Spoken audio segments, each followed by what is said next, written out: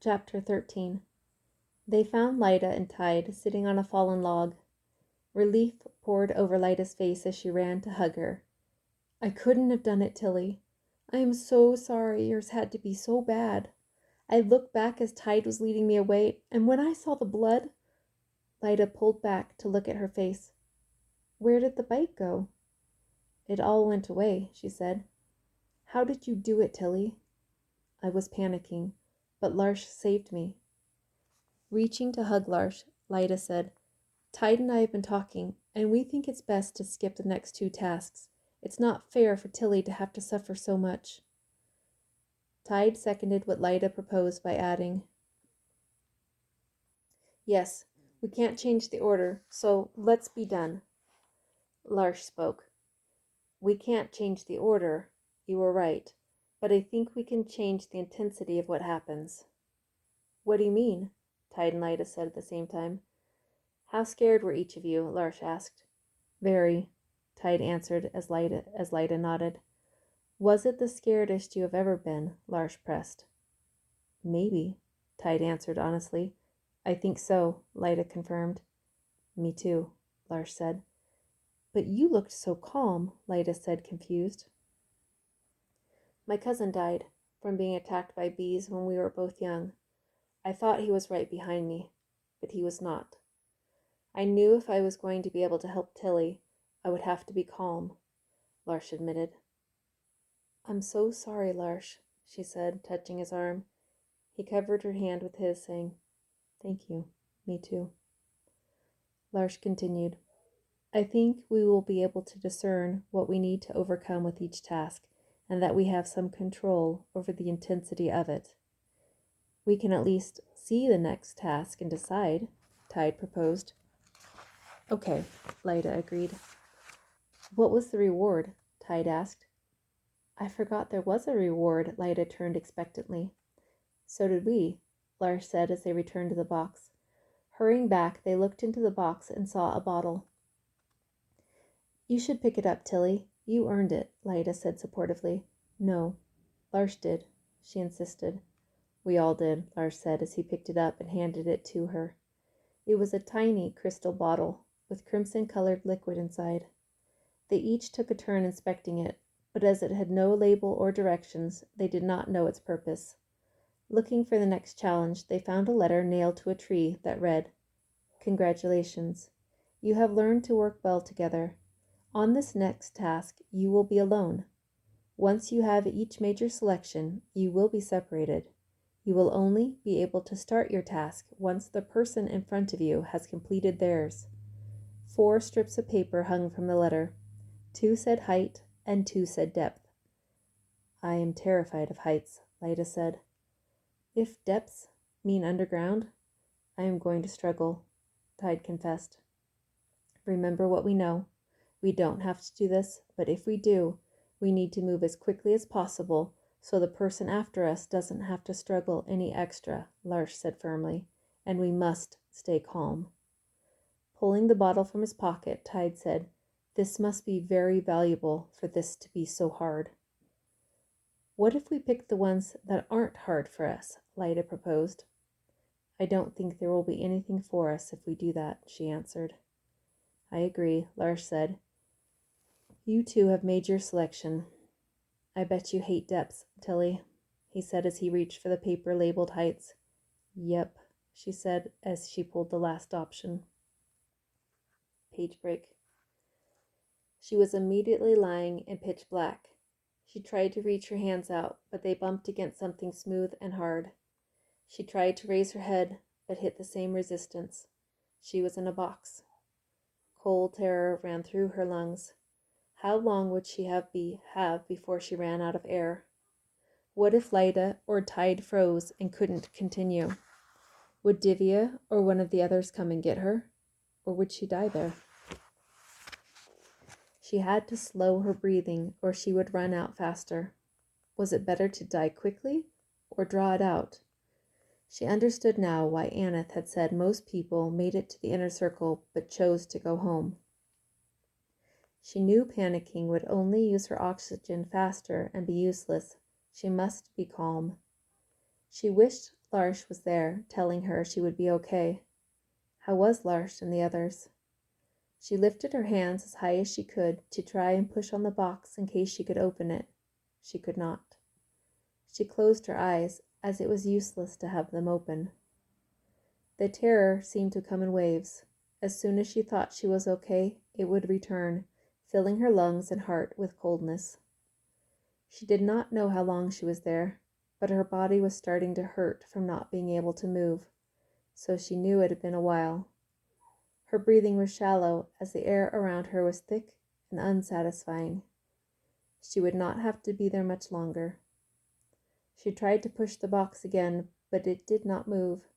She knew panicking was useless, and her mind accepted what her body did not. She could not stop her lungs from breathing deeper than she wanted them to. Her hands, against her bidding, pushed on the box, and cold air rushed in. Breathing greedily, she welcomed the cold air. She immediately realized she could get out of the box, but not out of the dark.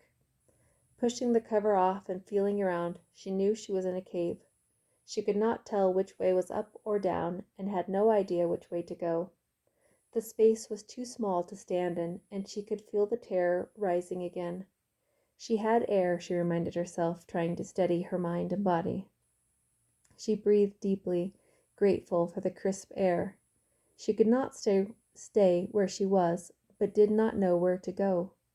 The fear of not knowing was the hardest part. She wished she had her little flute and could play it and be in the mansion with him. She tried to remember how the flute sounded, and she whistled to find the pitch she had played. The walls echoed with her whistling. She whistled again. She noticed movement on her lips. She must have licked them to whistle, and now could feel a slight breeze. She licked them again. Yes, the air had to be coming from somewhere. She licked her lips again and turned in the direction she thought the breeze was coming from. Hunched over, she followed the breeze, but her hand hit a wall. She felt the cold dread fill her lungs and heart, but pushed it away and ran her hands until she found another opening. The space was smaller, and she wanted to cry, but kept moving. She now had to crawl. She kept getting stuck on her clothes, which added to the panic. Over and over, she had to remind herself that she was following the breeze and could go back if needed. She thought about Hal and how scared he must have been when lodged in the crevice. He must have fallen to have landed the way he did. Her space was getting smaller and smaller. Should she go back before she got stuck? Her hand hit another wall, and she knew she could not go forward any more. She laid her head down in despair. She was exhausted and hated the fear that would not stop attacking her. "Help me," she pleaded. She felt the breeze and waved her hand towards it. Her hand found an opening, and she pulled herself towards it. The opening grew larger, and she was crawling slowly forward. Running one hand above her and the other in front of her, she could walk hunched over. Continuing that way for a long time, she saw something on the ground and hurried as fast as she could to it. It was light. Looking up, she saw more light.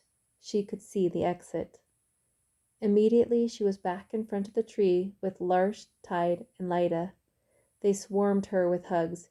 "Tilly, you made it," Lyda cried out.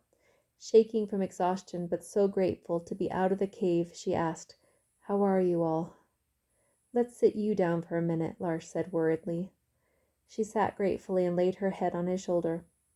"We have been here for what seems like hours," Lyda said, concerned. "I went as fast as I could, Tilly. I climbed as fast and as high as I could." "I know you did," she said sincerely. "I was in a box, Tilly. It was suffocating," Tide confided. "Me too," she said. "You were in a box this whole time?" Tide asked, horrified. "No. When I could get out of the box, I was in a cave. I was just about to leave it when I was back here with you guys." Lars spoke. "I think you two were right. I don't think we need to do any more challenges. It's too hard." "What was your challenge, Lars?" she asked. "Right after we pulled our papers, I was at the top of a tree. I was stuck. I could not climb down. It felt like forever. I clung to the tree. After what felt like hours of swaying with the tree, always thinking it would break, a ladder appeared that ran from my tree to a shorter one. I did not want to let go of the tree, but I knew I needed to hurry, so I stepped out on it. I'm sorry, Tilly. I had to go back when it bounced under me. I understand, Lars. Really, it's okay. I made myself let go of the tree and started running towards the other tree. The bridge broke and I started to fall. I thought I was going to die, really die. As I was falling, I knew I didn't want to die, and I worried my dying would also kill you. Then I was here with the others. Listening to how hard it had been on Lars, she began to cry. Lifting her head from his shoulder, she realized they were all crying. They all laughed at this realization. That was so awful, she said, which made them all laugh and cry harder. Yes, we should be done, Lars insisted, to which they all laughed again. I feel like Hal, she said. How? Tide asked. When I found him, I could not understand how he was laughing, even though he was stuck upside down in a rock. I now see he had been so terrified for so long that when he heard my voice and knew help was coming, the relief made him feel like laughing. Poor Hal, Lyda smiled. I wonder how the others are doing, Tide asked.